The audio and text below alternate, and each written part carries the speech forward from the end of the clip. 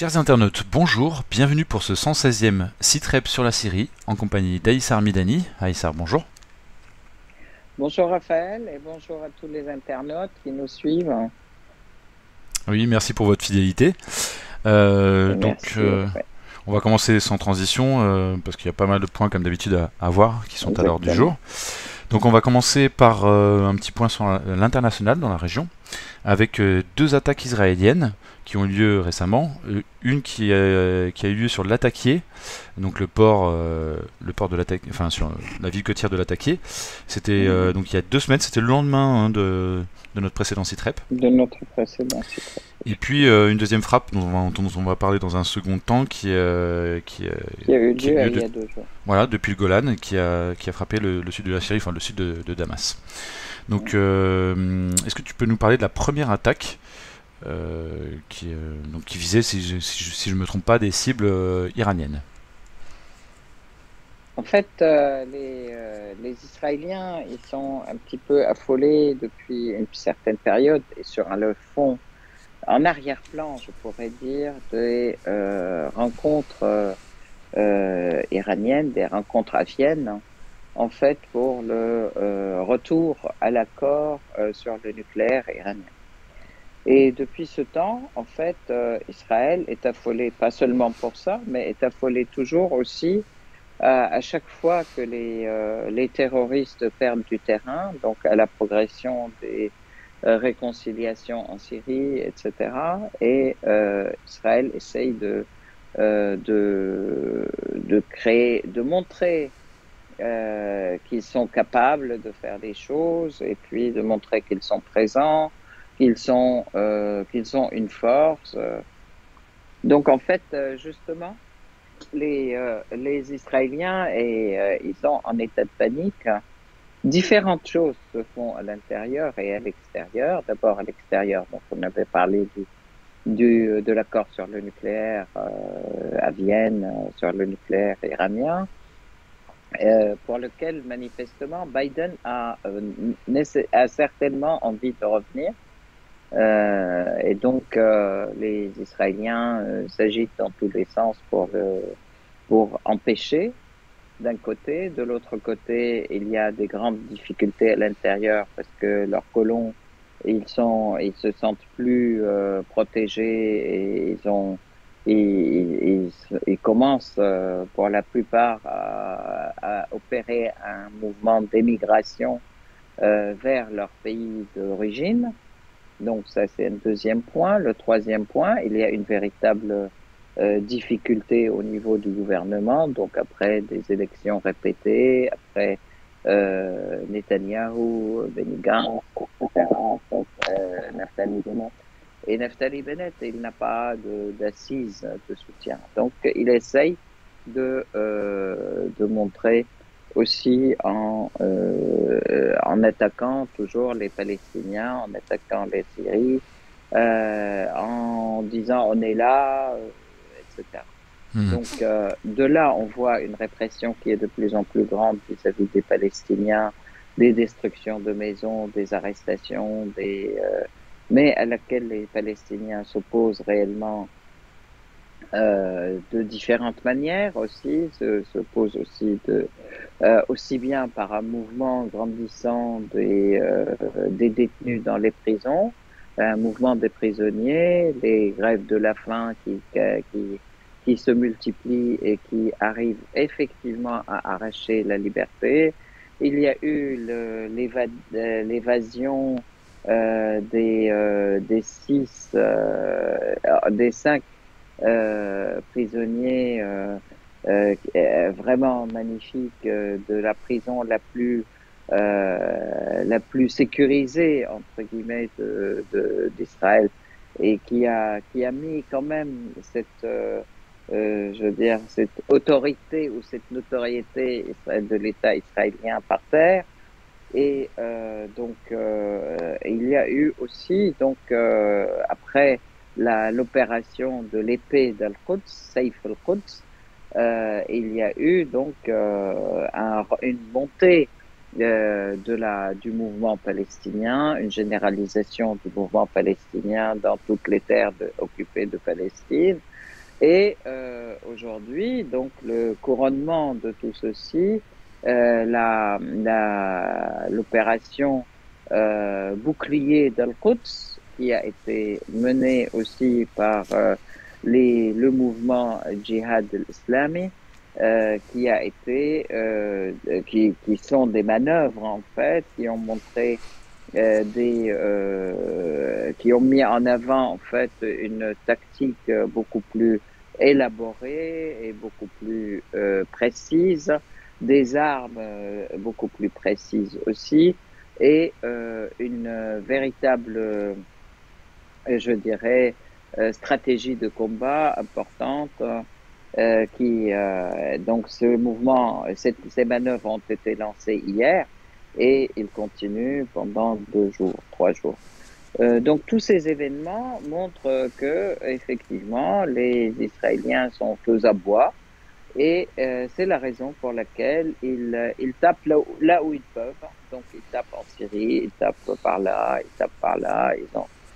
Donc il y a aussi une frénésie de déplacement de ces responsables, certains qui vont aux Émirats arabes unis, aux États-Unis, en Russie, en Turquie, etc. C'est notamment, Donc, notamment Benny Gantz, hein, le chef d'état-major de mhm, l'armée israélienne, qui a été récemment aux Émirats arabes unis.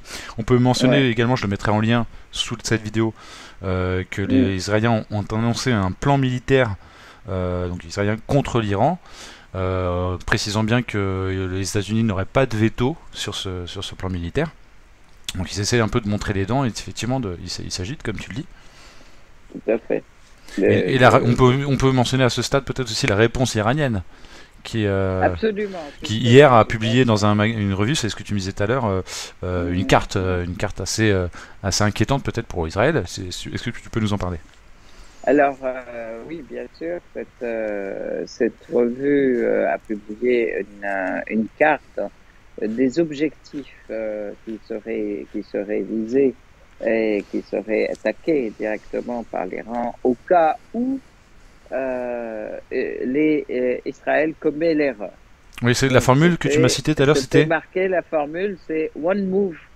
Et c'est It's en over. fait un pas et, Et ce sera fini. ça sera fini. Voilà, exactement. One move, it's Donc, over. c'est quand même quelque chose de très important, et grande panique donc en Israël. Mhm. Alors on peut préciser Ceci que dit, là. il est important quand même de Pardon. préciser Mhm. que les pourparlers avancent de manière positive. C'est ce qui est les derniers comptes rendus d'hier. Il y a une avancée positive qui va peut-être, qui fait que ça va être conclu. Bon, donc et les Américains, les Israéliens, effectivement, à chaque avancée positive, prennent un cran dans la panique et dans la terreur. Voilà. Alors concernant les deux attaques israéliennes que j'ai mentionnées au tout début, c'était donc une contre l'attaqué qui visait officiellement comment dire, des armes ou des munitions iraniennes, et finalement il s'est avéré que c'était essentiellement des vivres qui ont été détruites, si je me trompe pas. Tout à fait, c'était une attaque contre un conteneur qui était dans l'air des conteneurs à l'attaquer, qui contenait du riz, des vivres et aussi beaucoup de matériel léger et médical, donc qui était donc des pansements, des médicaments, etc. Mhm. Donc ça a été brûlé, attaqué. Et Et puis pardon. Oui. la Et- seconde a eu lieu donc avant-hier à minuit. Donc à partir du Golan occupé et sur des positions dans le sud de Damas. Malheureusement, il y a eu un soldat syrien tué et des dégâts matériels. On pense que ils prétendent toujours que ce sont des stocks d'armes de la Mhm. résistance. Mhm. Alors, Mais comme toujours d'ailleurs, ils prétendent ça. on peut également mentionner dans ce contexte que il y a un journaliste israélien, alors je vais reprendre son nom parce que je ne le connais pas par cœur, qui a interviewé Trump récemment. C'est vrai que Trump a fait beaucoup de cadeaux à Israël pendant sa mandature. Et là, cette interview est assez surprenante puisque, donc je vous le lis, hein, des interviews de Trump par le journaliste israélien Barak Ravid révèlent des détails explosifs sur Trump et Netanyahou.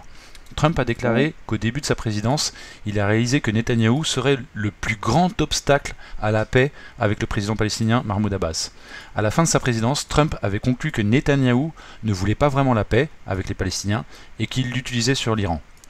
Objectif d'Israël, obtenir des États-Unis leur feu vert pour attaquer l'Iran.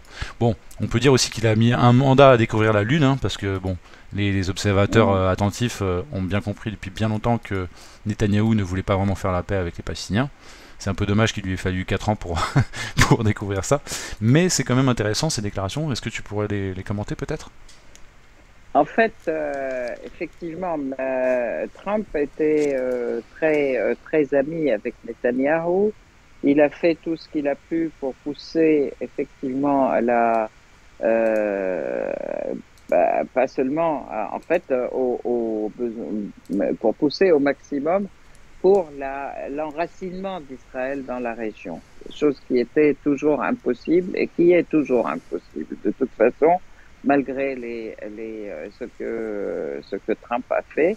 Mais rappelons que Trump a décrété que la capitale d'Israël serait Jérusalem, qu'il a transféré l'ambassade américaine à Jérusalem, que il a décrété quand même que Jérusalem serait israélienne aussi, Le Golan? et que le Golan, il a décrété que le Golan syrien aussi appartenait à Israël ou serait israélien. Il a essayé de faire beaucoup de choses. Il a obligé les Émirats et le Bahreïn à Normalisé? normaliser leur rapport avec Israël et puis à faire des traités culturels et de coopération avec eux.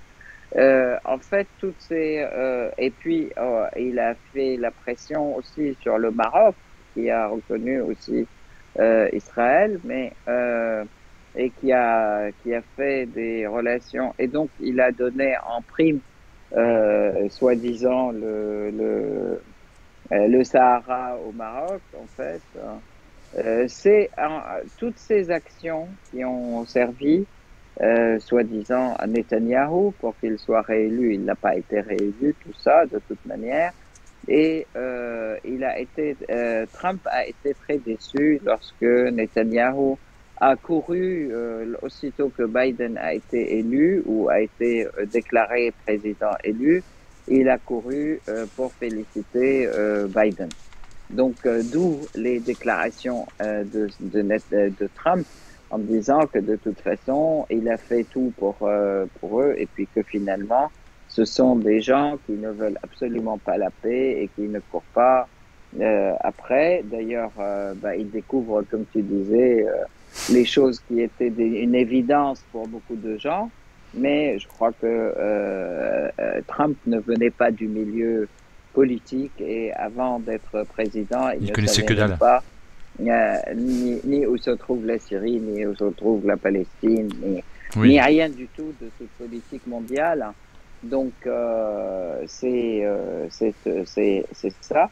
Et en Alors, fait, donc pour toi, nous on peut dire. pour toi, c'est vraiment le syndrome de l'amant est conduit, là, sa réaction. C'est-à-dire, voilà, puisqu'il a Oui. été. D'accord, ok, je vois ce que tu veux dire. Oui, Une et vengeance, quoi. puis d'un autre côté, de mon point de vue, de toute façon, il est clair, je peux dire par rapport à nos amis qui nous écoutent, il est clair que de toute façon, les Palestiniens ont été floués en signant les accords d'Oslo, parce que justement, on a fait tout un tas de battage et de tapage autour d'une paix créée avec Israël, qui reconnaît les Palestiniens, qui reconnaît le droit aux Palestiniens d'avoir leur État, et puis etc. Et pour cela, ils ont constitué tout un tas de commissions de débat, de discussion, etc. avec eux. Et 30 ans, 20 ans, 30 ans de discussion n'ont fait avancer à rien du tout parce que l'État d'Israël n'a fait que augmenter sa violence vis-à-vis des Palestiniens. Il n'a fait que empêcher les Palestiniens de vivre. Ils ont construit des murs entre les villes. Ils ont construit des murs sur les propriétés des Palestiniens, empêchant qu'ils aillent à leur propre champ et aux enfants d'aller à l'école, etc. Et une répression féroce qui a continué à s'abattre sur la population, leur rendant la vie, toute vie impossible. Ce que nous connaissons et nous savons, et ça montre clairement qu'il n'y a absolument aucune volonté de paix, que ce sont des... et d'ailleurs, ils continuent à arborer leur État qui est dans toute la région du Moyen-Orient, du Nil à l'Euphrate, et qui sera l'État d'Israël d'aujourd'hui, de demain, etc.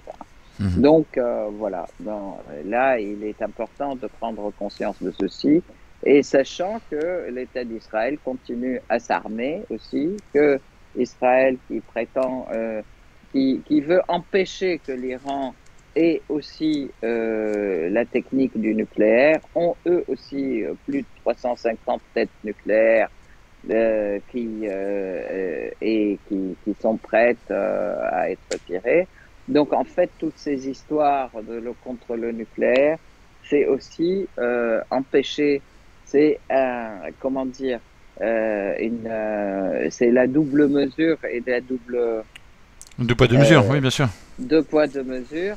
C'est les Israéliens ont droit à des choses auxquelles les gens ou des pays comme l'Iran, n'aurait pas le droit. Depuis des milliers d'années sont dans la région, et que n'y ont pas droit.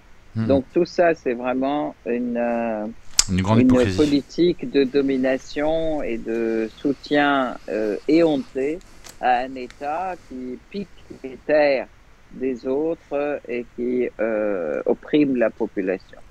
D'ailleurs, c'est pas nouveau pour les Américains, puisqu'ils ont fait la même chose pour la création des États-Unis d'Amérique. Bien sûr. Voilà. Alors, il y a eu récemment également un sommet américain pour la démocratie. Donc, effectivement, c'est la propagande des droits de l'homme toujours. Ce qui est nouveau, peut-être, c'est la réponse chinoise qui a été diplomatiquement très cinglante. On voit que les Chinois se permettent de plus en plus de critiquer vertement les États-Unis, et là carrément c'est le titre du journal Le Monde, c'est « La démocratie américaine est devenue une arme de destruction massive. Pékin charge sévèrement les États-Unis ». Donc je mettrai le lien également en commentaire de cette vidéo.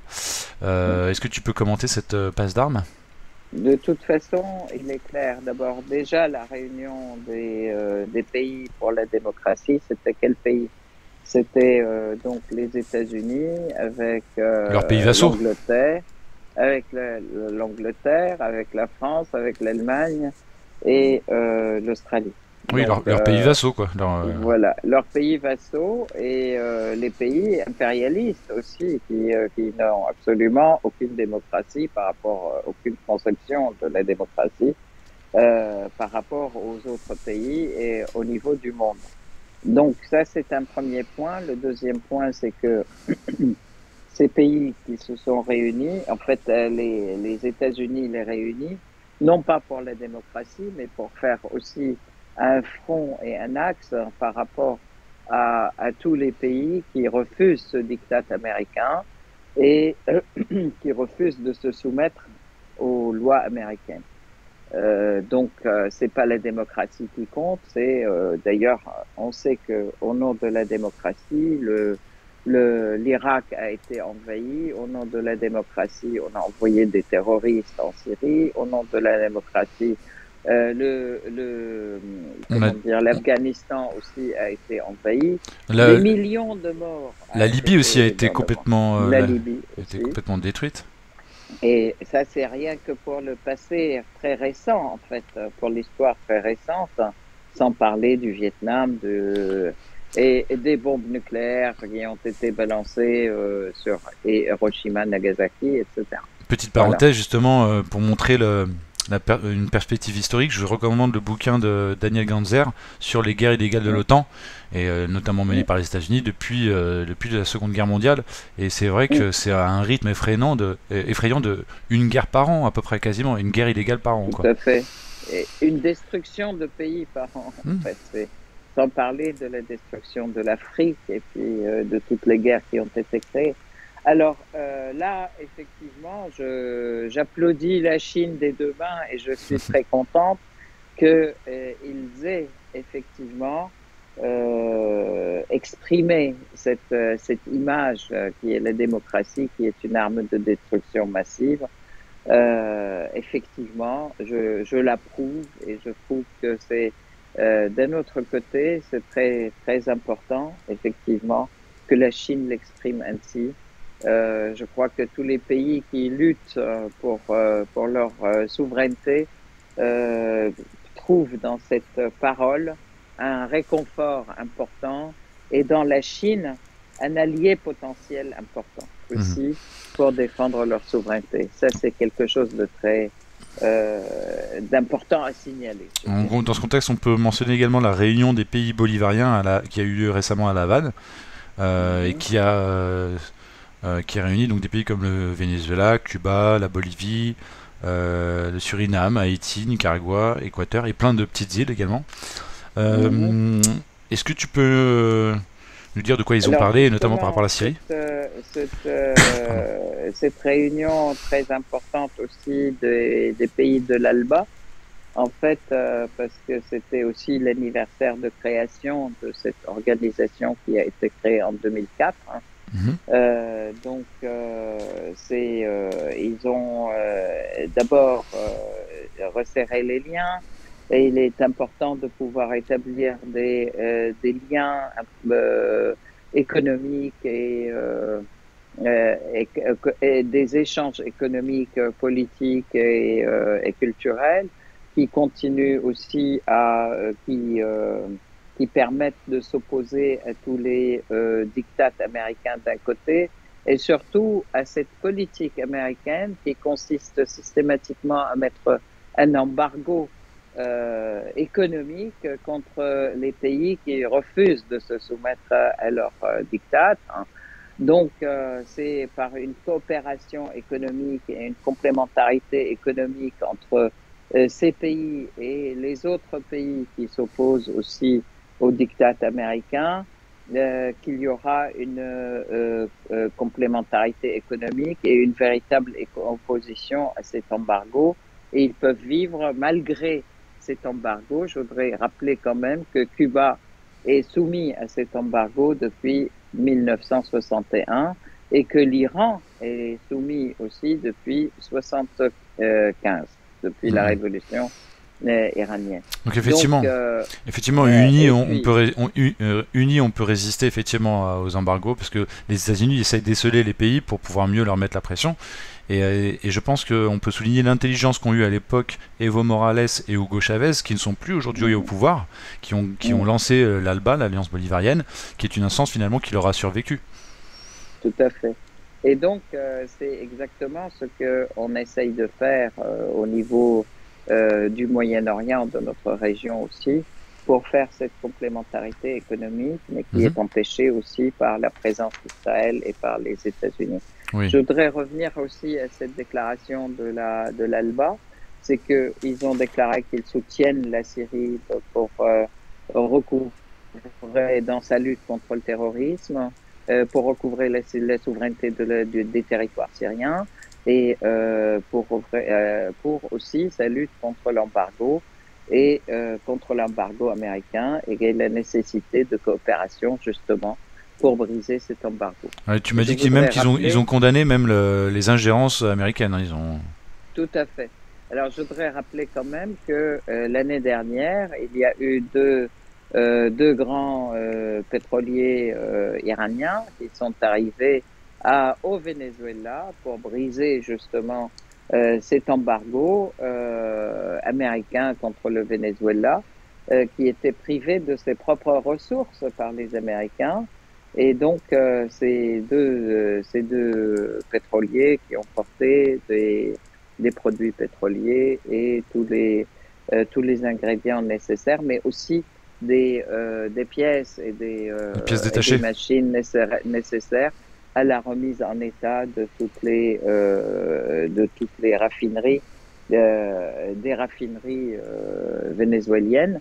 Et il faut savoir aussi que le Venezuela est un des plus grands pays pétroliers Hmm. et qui n'a même pas accès et donc qui subit des sanctions américaines, entre guillemets des sanctions, parce que ce sont des embargos, des blocus américains, parce qu'ils ne veulent pas se soumettre à la politique américaine et mettre au pouvoir les alliés des Américains. Voilà. Alors les chiffres ont peut-être changé depuis l'arrivée du gaz de schiste, je les ai pas remis à jour mes chiffres, mais il me semble que Mm. jusqu'à récemment encore, le Venezuela était le plus gros fournisseur de pétrole des États-Unis. Je crois que c'était 23% il y a Tout une à dizaine fait. d'années.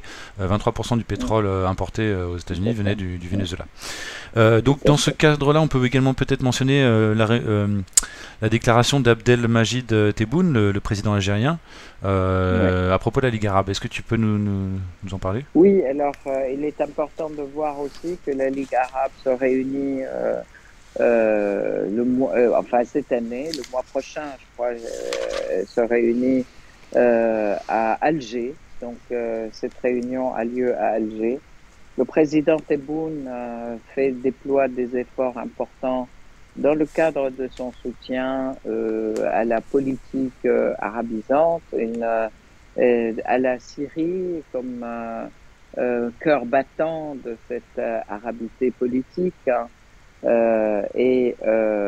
à son souci il déclare que le souci aujourd'hui, sa préoccupation, je dirais aujourd'hui, est de réunir l'ensemble des pays arabes dans un cadre plutôt national et souverain, que la Syrie doit être au cœur de cette réunion. Il est important que la Ligue arabe ne peut reprendre son rôle réel que par la présence de la Syrie, qui est le cœur battant du nationalisme arabe.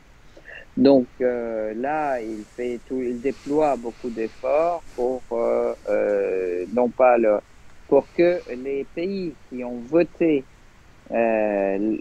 illégalement, je dirais, l'exclusion ou la suspension de la Syrie Membre de fondateur, la Ligue arabe, qui est qui est pourtant membre fondateur, qui est n'est pas le pas moindre. seulement membre fondateur et membre le plus actif, effectivement.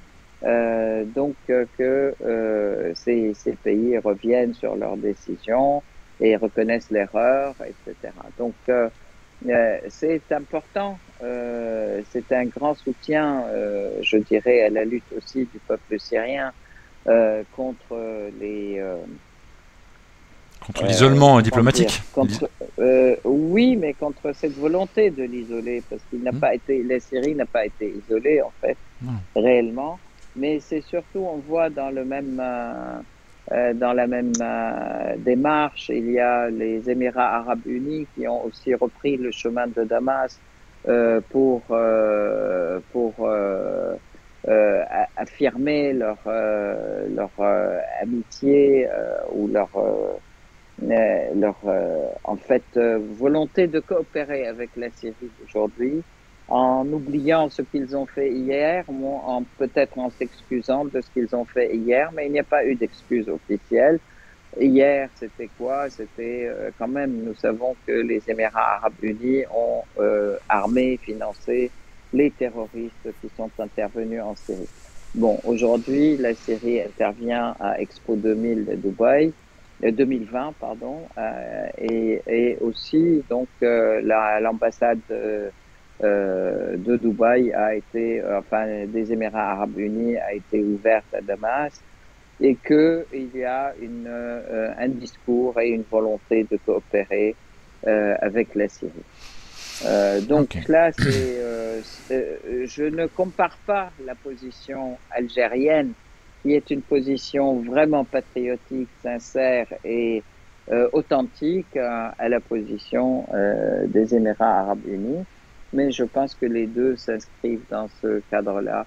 Mhm. Et que il faut savoir aussi que la Jordanie, de la même manière, la Jordanie, l'Égypte, et puis qui sont aussi un peu dans ces mêmes mouvances, hein, et que bon, de toute façon, la Tunisie, le peuple tunisien est complètement avec la Syrie. Je pense que Kais Saïed aussi, le nouveau président de la Tunisie, il est très euh, Très sensible. pour, très sensible effectivement à la Syrie et à sa lutte contre le terrorisme, sachant que toute cette pratique d'avoir isolé le Al-Nahda en Tunisie va dans le sens aussi de limiter et voire arrêter l'influence politique des frères musulmans qui ont été les pourvoyeurs du terrorisme dans notre région et surtout pour la Syrie.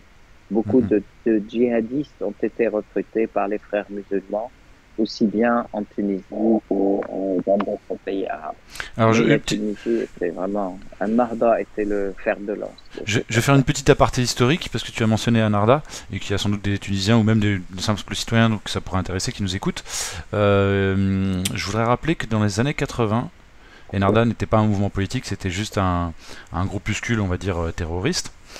Et ils ont fait des attentats qui ont tué, je crois, il me semble, des militaires ou des gendarmes, enfin, en tout cas mais aussi des civils, beaucoup de civils, enfin beaucoup. Un certain nombre de civils sont morts. Suite à ça, donc ils ont été recherchés avec une notice rouge d'Interpol, hein, des terroristes d'Enarda qui ont fait ça. Tout à fait, Et il faut savoir qu'ils étaient réfugiés en France. tout à fait. La France est pourtant le pays à l'époque où il y avait des bureaux d'Interpol, donc la police qui a émis ces Mm. notices rouges. Donc notice rouge, ça veut dire c'est le plus haut degré de recherche, hein. Donc les Mhm. locaux sont à Lyon. Et pourtant, ces terroristes-là avaient pignon sur rue, ils habitaient en région parisienne, ils participaient à des manifs, à des meetings, etc. Donc on peut vraiment se demander, si on a quelques neurones, si la France, déjà à l'époque, luttait réellement contre le terrorisme, voire Mm.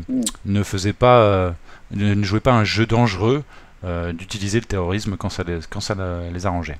Voilà, petit À aparté ce historique. titre, d'ailleurs, oui, je pourrais vous conseiller le livre de Jean-Louis Zambert, qui a effectivement dénoncé toutes ces connivences de l'État français avec le terrorisme, qui s'appelle 56 et qui donne des détails en fait très sourcés et très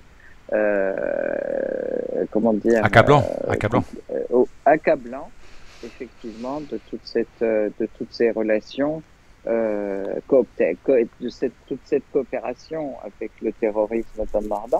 Mais d'ailleurs, il est important de voir, la France a soutenu Al-Nusra de manière très ouverte en Syrie et Daesh, et ils ont traité avec Daesh. Les derniers témoignages du responsable de l'usine de Lafarge, qui a été même interviewé récemment par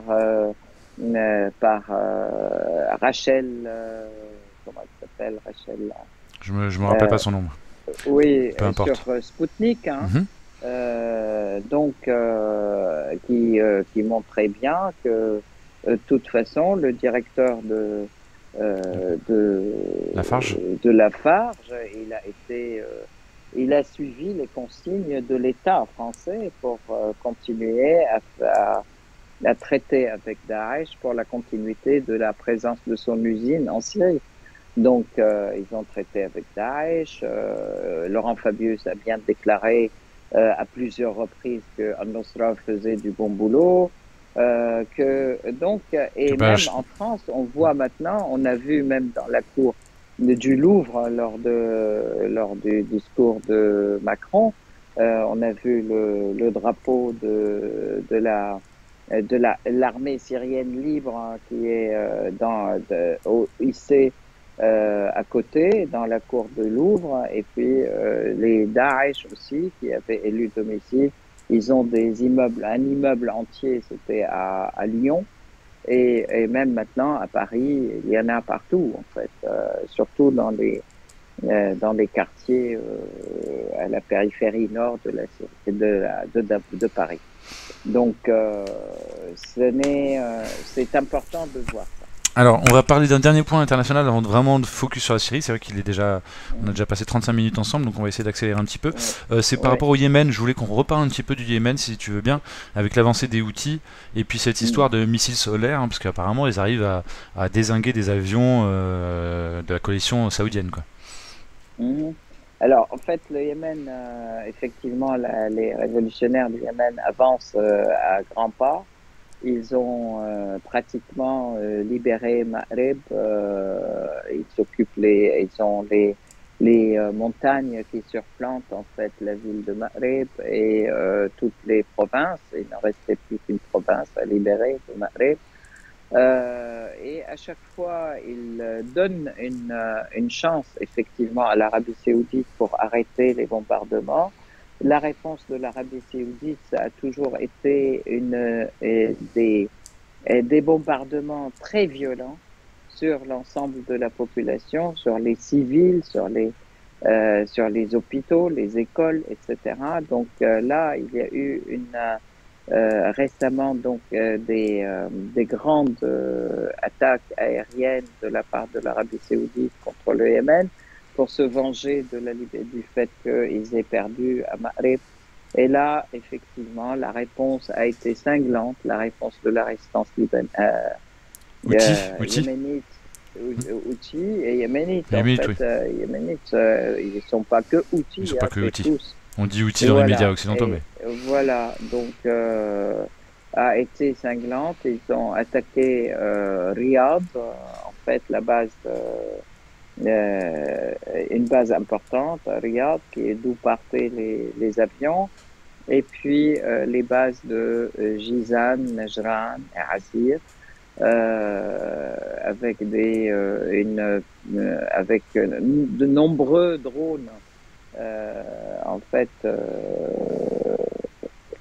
et ça avance en fait, et à chaque fois ils avancent et ils consacrent leur avancée en montrant qu'ils sont de toute façon demandeurs de paix et qu'ils ne cherchent pas non plus à démolir l'Arabie saoudite, mais c'est elle qui faire les signes pour les attaquer et pour détruire en fait toutes les infrastructures et affamer le peuple yéménite et tuer les civils.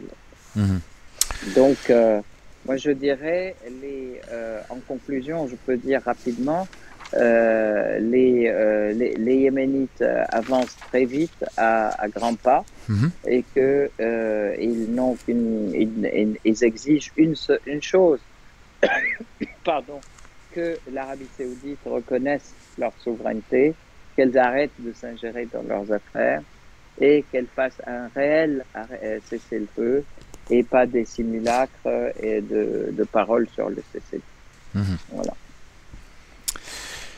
Alors en Syrie, on a des bonnes nouvelles qui nous parviennent, hein, concernant la réconciliation. Ce que tu me mentionnais que du côté de Dera, notamment grâce à la pression militaire, hein, qui a eu lieu et dont on avait parlé dans les précédents sites-rep, Mm, mm, il y a eu mm, pas moins de 56 000 retours et de régularisation, mm. et puis également une libération de quelques détenus. Est-ce que tu peux nous commenter cela et puis nous parler également de la situation à ce sujet du côté de Deir ez-Zor, de Al-Mayadine et compagnie? Voilà. Alors, les réconciliations vont bon train et c'est important de le voir. Euh, la, la, pardon. La réconciliation, donc, à Dera, elle a eu lieu il y a 2 mois, là. Ça a commencé il y a 2 mois. Et là, à Deir ez-Zor, ça fait 31 jours que la réconciliation a commencé aussi. Donc, il y a eu nombre important de Raouis qui ont rejoint l'État syrien, l'armée, etc. Donc, qui ont régularisé leur situation. Mais la différence, c'est que entre Dera et Deir ez-Zor, c'est que à Dera, c'était suite à une opération militaire, à un rapport de force militaire, je dirais, qui a obligé les organisations d'ERA de se rendre. Alors que à Deir ez-Zor, c'est une action qui a été annoncée et que il y a des gens vraiment se suivent par dizaines, centaines et milliers. Tu m'avais parlé du chiffre de 11 De, 500 personnes hein, pour des raisons. voilà, au jour d'aujourd'hui, il y a 11 500 personnes qui sont régularisées dans le district de Deir ez-Zor. C'est en Mais fait ça la ville continue. de Deir ez-Zor, la ville de Boukamal et la ville de Al-Mayadine.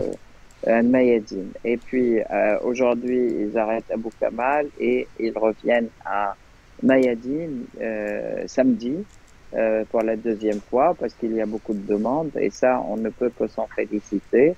Ce sont les tribus qui étaient manipulées par Assad et qui ont répondu présent à leur chef de tribu qui s'était réuni à plusieurs reprises pour vouer allégeance au président Assad et à l'État syrien.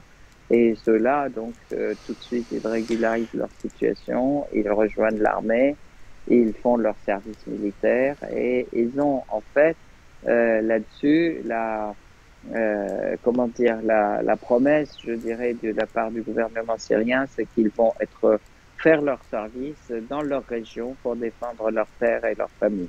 Mhm. Donc, Parce que la plupart d'entre ça, eux, c'est c'était des très gens effectivement important. qui avaient été, soit qui s'étaient enrôlés de leur plein gré, soit qui s'étaient fait enrôler de force dans les FDS, Dans les les forces de Qassad. passage. Ouais. Et donc du coup, bah, ça c'est concernant des résorts. Je sais pas si c'est le cas aussi du côté de Dera. Non, c'était plutôt des miliciens divers et variés du côté de Dera. Oui, pour Dera, c'était différent. D'accord. Et donc du Vraiment. coup là, les FDS, bah, ça leur fait quand même beaucoup de combattants en moins. J'imagine que. Bah, en fait, je crois que peu à peu, ça va être une coquille vide, hein. Il y aura que quelques têtes dures qui sont des vrais mercenaires américains, des Américains et des autres, hein, Mhm. en fait.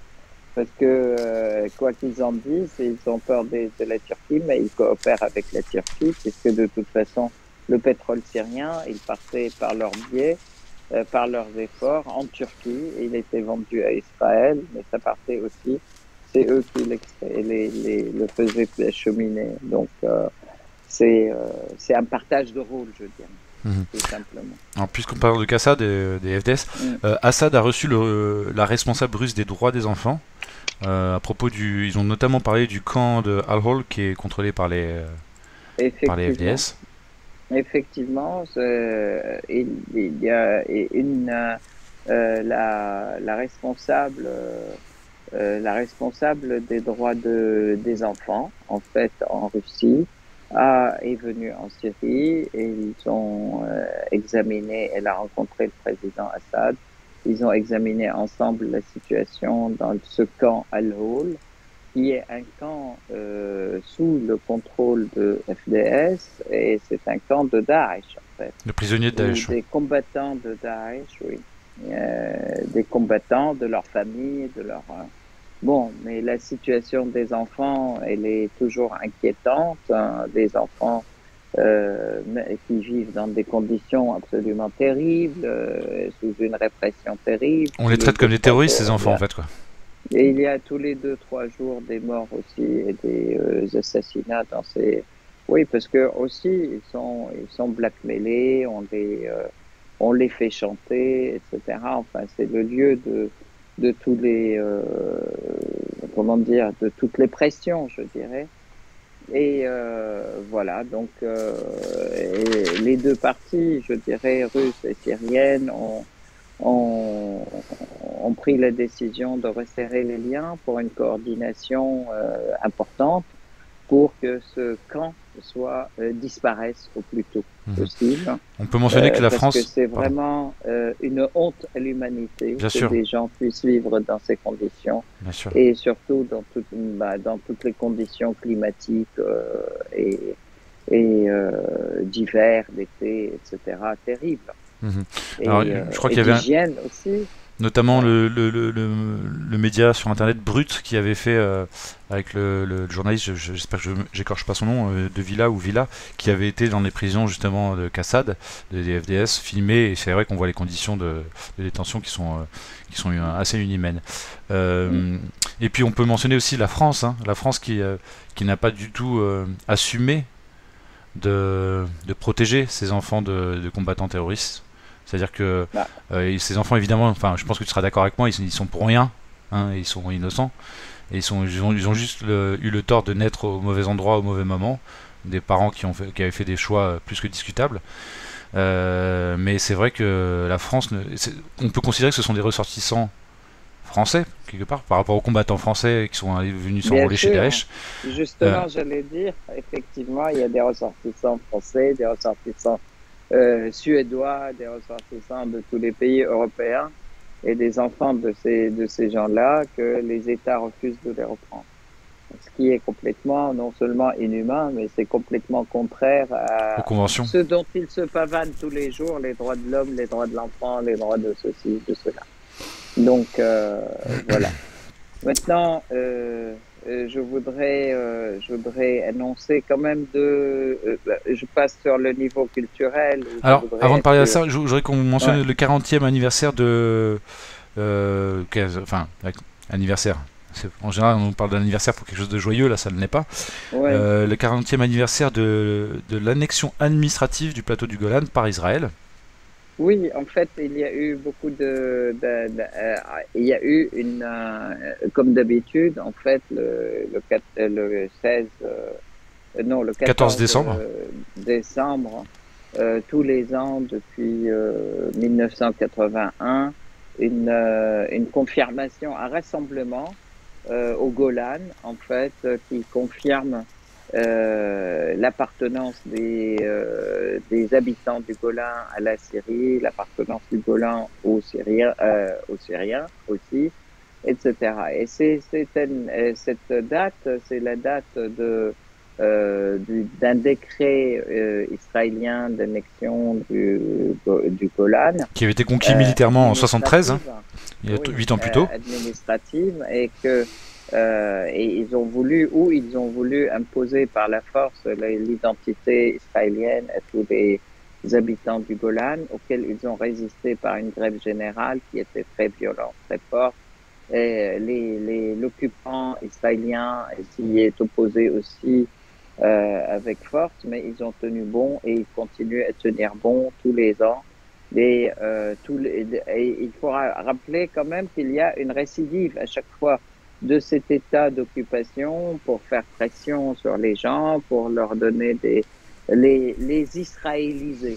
Oui, Et eux, ils refusent et donc ils continuent à s'y opposer et à affirmer leur détermination à libérer leur pays et leur détermination à leur pays, à libérer le Golan et être à nouveau partie prenante du pays mère de la Syrie, de la patrie. oui, donc ce Voilà, que tu me la mère disais, hein, patrie syrienne. pour que les gens Voilà. s'en rendent bien compte ce qui s'est passé, donc en 73, Israël annexe le Golan militairement, et donc 8 ans plus tard, ils en font une province israélienne, c'est-à-dire avant c'était juste. 67. Voilà, 67, pardon, Ouais, j'ai dit 73, pardon, ouais. 67, tu fais bien de me corriger. Mm. Et la fameuse. 73, une partie du Golan a été libérée, D'accord. effectivement, par la guerre d'octobre Mhm. Et donc, en- syrienne. à partir de Et 81, là, c'est donc, la partie qui est restée. voilà. Et en 81, donc, ils ont essayé de brûler les cartes d'identité Tout à euh, fait. syriennes. C'est quand même quelque chose de très très fort, quoi, de les confisquer, de les brûler, de les détruire, Mm, mm, et mm, d'imposer des cartes d'identité mm, mm. israéliennes. Ça, c'est quand même. Israélienne. Mais alors, ce qui a été distribué, c'était les habitants du Golan ont brûlé les cartes d'identité israéliennes et ils ont sorti les cartes d'identité syriennes. Hmm, Donc ça aussi, c'était quelque chose de très fort. d'accord. Donc voilà. Voilà. Et Alors, moi, je voudrais justement, j'allais y venir, effectivement oui. finir. Peut-être parler Vas-y, vas-y. de Al-Qudus, donc les chants syriens, des chants qui sont multimillénaires, hein, qui ont été classés Ouais, patrimoine de l'humanité par l'UNESCO récemment. Est-ce que tu peux nous voilà. en parler? Alors, plusieurs faits, en fait, sur le plan de la culture. Je Mhm. voudrais dire quand même, la Syrie est très active D'abord, la Syrie a rappelé aussi quelques médailles dans les Olympiades de l'informatique et de la programmation des jeunes Mhm. qui réunissait en fait les pays arabes avec des pays africains. Mhm. Ça, c'est un point. Un deuxième point, il y a eu aussi une initiative qui s'appelle en fait un prix pour la meilleure histoire, les meilleures histoires écrites par les gens qui ont vécu, les histoires vécues de ces 10 dernières années. Donc, pour documenter le vécu quotidien pendant la guerre, des gens qui en ont souffert et qui en ont. Et là, l'objectif, c'est que l'histoire ne soit pas écrite par des historiens spécialistes loin de la vie du peuple, mais que ce soit Les le citoyens. peuple lui-même qui écrit sa propre histoire. Et il y a des milliers d'histoires comme ça. Donc, ce prix a été donné six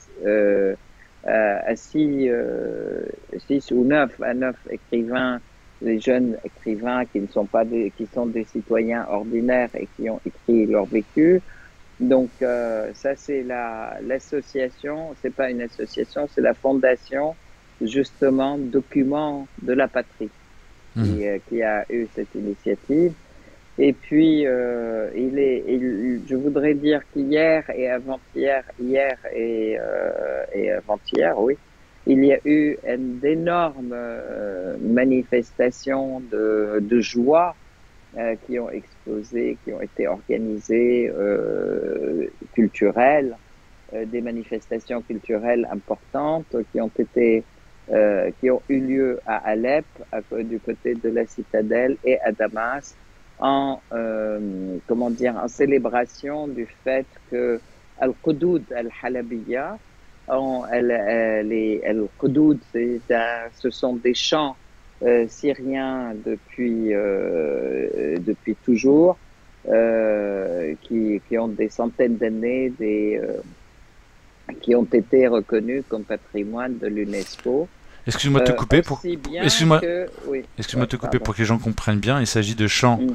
CHAMPS, des chants d'agriculture, ou des chants qu'on chante Non, c'est CHANT. des chansons Des qui ont chansons, été d'accord. consacrées. C'est un type de chanson, en Mhm. fait, qui a été consacré par Sabah Fakhri, qui est un grand chanteur, et il est en lui-même une école de ce type de chant. Mais en fait, ce sont des chansons qui sont très vieilles de la Syrie, qui ont été aussi chantées en araméen, etc. Ça montre, ça consacre à quel point ça consacre le fait que la Syrie est un pays qui est créateur comment dire, d'art. Je voudrais rappeler d'art et de chant, je voudrais rappeler à cette occasion que la première note de musique a été trouvée à Ugarit, en Syrie. Donc, c'est la première note de musique du monde entier. Et donc, elle monte à 7000 ans, 10 000 ans. Mhm. Donc, Et je voudrais ouais. rajouter quelque chose à Essar, puisque tu as parlé d'araméen. C'est vrai que la Syrie a une histoire multimillénaire et que les différents apports successifs qui sont venus d'ailleurs, comme par exemple quand il y a eu l'apport musulman, l'islam qui est Mm, arrivé en Syrie, ça n'a pas mm. effacé euh, tout le précédent Au chrétien contraire. et autres Mm, qu'il y avait. mm, Et finalement, l'araméen, qui est la langue du Christ, de Jésus-Christ, mm. c'est une langue qui est encore parlée en Syrie, dans quelques villages. J'ai eu la chance d'aller, moi, au Dans village de plusieurs Maloula. villages, oui, tout à fait. Et c'est une langue qui est encore vivante en Syrie. Est consacré par des messes Mhm. complètement. Donc, justement, toutes les messes de Noël de cette période, etc., elles sont faites en araméen et une bonne partie, dirais-je, sont En faites araméen. en araméen. Oui, c'est pas une langue vivante, Voilà. mais c'est une langue liturgique, hein, je précise. Non, Euh, oui, mais mais elle est encore parlée, quoi. oui, non, elle est encore parlée, effectivement. Euh, Euh, et donc, hmm. je termine aussi par le fait que les, comment dire, le travail, la broderie palestinienne a été aussi reconnue comme patrimoine de l'UNESCO. Et ça, c'est quelque chose d'important aussi, qui montre l'identité du peuple palestinien. Et tout ceci est très important dans une phase, une guerre qui a voulu effacer nos identités. Et ça donne une grande importance à cette lutte, hein, pour que ce soit consacré à l'UNESCO, pour que ce soit reconnu mondialement et que nos pays deviennent aussi des pays pour le tourisme, mais pour le tourisme culturel, et que la Syrie reprenne son éclat qui était avant la guerre et qui était en 2009-2010. Je rappelle que la Syrie a été aussi la capitale de la culture arabe en 2008. Ça a été des journées, un mois entier qui étaient flamboyants et joyeux. Alors, Voilà. pour conclure ce site web, je voudrais parler d'un sujet un peu plus délicat, un peu moins joyeux que ce dont on vient de parler juste avant. C'est le Covid-19 et la vaccination en Syrie, puisque tu m'apprenais là tout à l'heure qu'il y avait une évolution importante, inquiétante que tu as prise hier soir. Alors tu es en train encore d'investiguer, donc on va en reparler beaucoup plus longuement peut-être au prochain site rep. Mais est-ce que tu pourrais nous dire de quoi il s'agit? Oui, en fait, alors tout d'un coup, alors qu'il n'y a pas forcément une plus grande augmentation des cas en Covid en Syrie, on voit qu'il y a des mesures coercitives de la part de l'État syrien qui obligent tout le monde à se vacciner pour fréquenter les lieux de la culture, pour fréquenter même pour aller faire la mairie de Damas, ces tu me parlais? démarches à la mairie, pour faire ces démarches dans les différents ministères. Alors ça, c'est quelque chose de très étonnant, et moi qui ne me remplit absolument pas de plaisir, mais j'y vois une grosse pression de l'OMS sur l'État syrien et sur la Syrie pour généraliser ces vaccins. Bon, je peux dire quand même, on a en Syrie le vaccin Sputnik et le vaccin chinois, mais manifestement l'OMS a voulu nous envoyer aussi des quantités importantes du Pfizer, etc., les modificateurs géniques qui sont appelés vaccins. Et bon, donc franchement, je trouve que c'est terrible que cette guerre vienne en Syrie après 10 années de guerre pour achever le peuple syrien qui a résisté pendant des années. Alors, je ne dis pas, bon, je le dis comme ça, mais je pense que c'est important de se rendre compte du danger, de la dangerosité de ces vaccins.